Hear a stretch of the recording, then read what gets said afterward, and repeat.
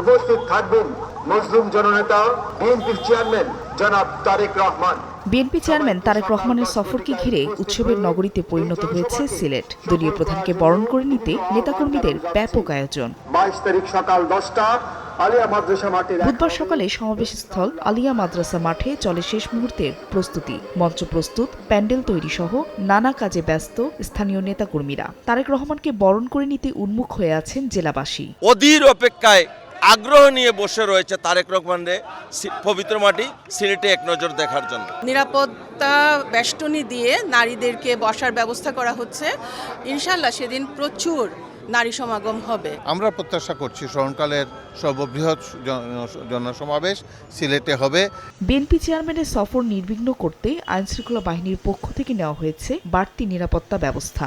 জনাব তারেক রহমানের এই যাত্রা, অবস্থান, জনসভা এগুলো নির্বিঘ্ন হবে ইনশাআল্লাহ। সিলেটে পৌঁছেই প্রথমে শাহজালাল রহমতুল্লাহি আলাহির মাজার জিয়ারত করবেন তারেক রহমান। বিএনপি চেয়ারম্যানের উপদেষ্টা ও নির্বাচন পরিচালনা কমিটির মুখপাত্র মাহাদি আমিন জানান, এই সফরে ফ্যাসিবাদ বিরোধী আন্দোলনে দলের ত্যাগী নেতাকর্মীদের থাকার কথা রয়েছে। বিএনপি চেয়ারম্যান জনাব তারেক রহমান সিদ্ধান্ত নিয়েছেন তার প্রতিটি সফরে বিভিন্ন অঙ্গ ও সহযোগী সংগঠনের ত্যাগী শীর্ষ নেতৃবৃন্দকে পর্যায়ক্রমে সফর সঙ্গী হিসেবে নিয়ে যাবেন।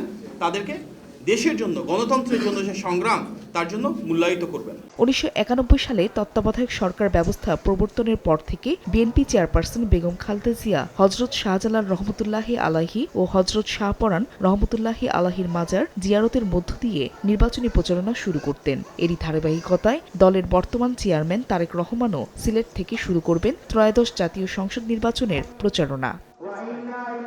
ফাহরিয়া ফারজানা, সময় সংবাদ।